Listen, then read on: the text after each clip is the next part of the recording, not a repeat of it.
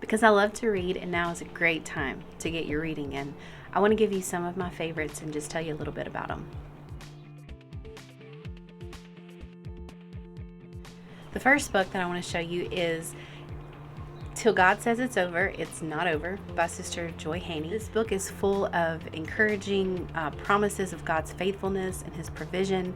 And it's really, if you like light reading, kind of like devotional type stuff, this is what is in here. A lot of good examples, stories, biblical principles in this book, and it's really encouraging. The next one that I have is God Has a Waiting Room, which many of you have probably heard of this. It's by Kim Haney. Kim Haney is Sister Joy Haney's daughter-in-law, and she's a pastor's wife and a mom of 5.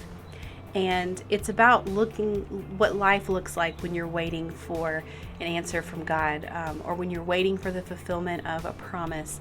And it is a larger book, and she's got a lot of really good stuff in here, a lot of practical application, personal experiences.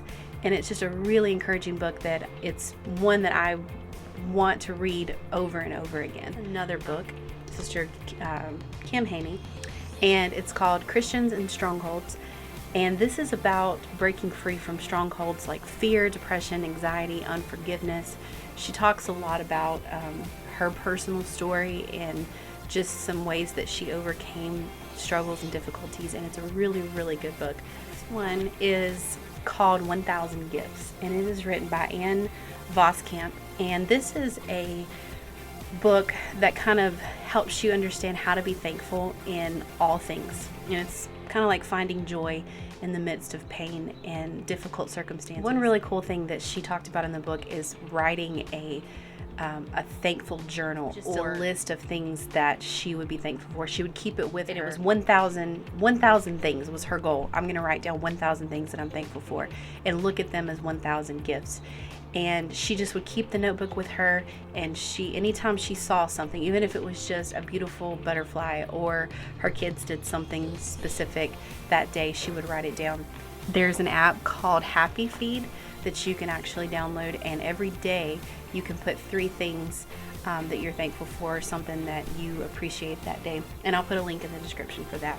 The next book or set of books that I feel like are really important is the Boundaries series. Now this is I know they have more than just the ones that I have, but these particular ones, this is the first one. It's called just Boundaries by Dr. Henry Cloud and Dr. John Townsend.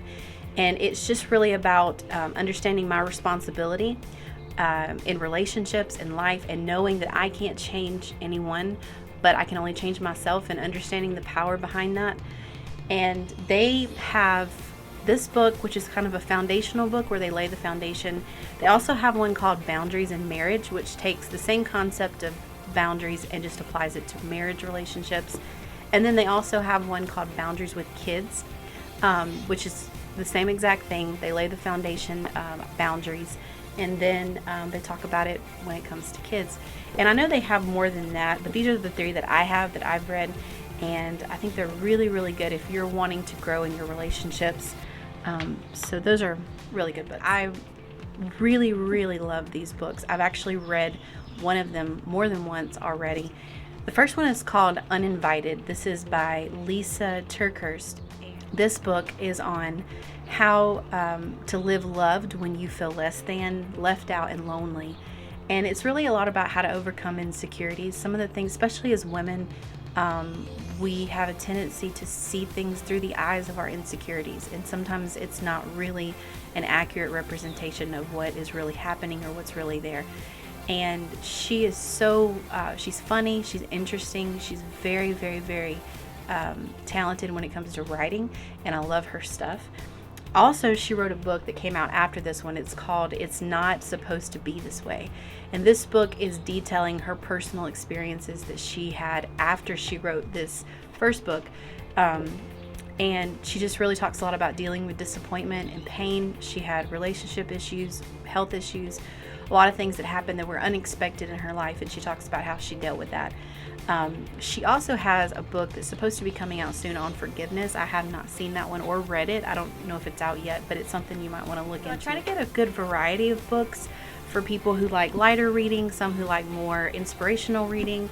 some that like instructional reading, and also I have a book here that is more on all of these ones that I've mentioned have a biblical context to it.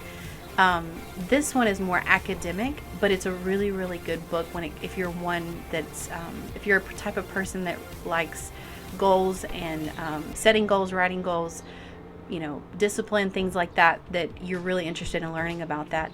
It's called Grit by Angela Duckworth, and it is about the power of passion and perseverance. And this book is really neat because it helps you understand what it takes to truly succeed at the goals that you've set for yourself, what it means to never give up, and it's got a lot of practical instructions on how to prioritize your time, how to prioritize your goals, and how to set yourself up for success as opposed to setting yourself up for failure. And this is a really, really interesting book. All of these are very interesting and easy to read, easy to follow. So the next book, for those of you who don't know, I actually did write a book about 4 years ago. And I wrote it because I think the fundamentals of living for God are very, very important, and that we should be able to look at a big picture view of God and His principles and how they apply. So I wrote it for teens and young adults, but I formatted it to where it can really reach anyone, and it can help you if you're struggling with understanding some basic principles about living for God, some basic understandings of His Word and His doctrine about what our purpose is and things like that. I wrote a lot about this. I'm actually out of stock with the hard copy, but you can find it on Pentecostal Publishing House. I'll put a link in the description, and I also have an ebook version on Amazon that you can download, and it can be on your phone. So that's all that I have as far as books, and I hope you can find something that is positive for you. There is an app that is really neat. It's called Scribd, and I know a lot of us have, we've used Audible and different things like that. But Scribd is a really neat app because it is a monthly subscription, but it's very cheap, and it has books, it has magazines, it has audiobooks, it has all kind of things on there. And a lot of these books, not all of them, but a lot of them are on that app. And if you're one who likes audiobooks, if you have a hard time reading, then it's a really good app for you to try. Thank you for listening, and I hope this helped.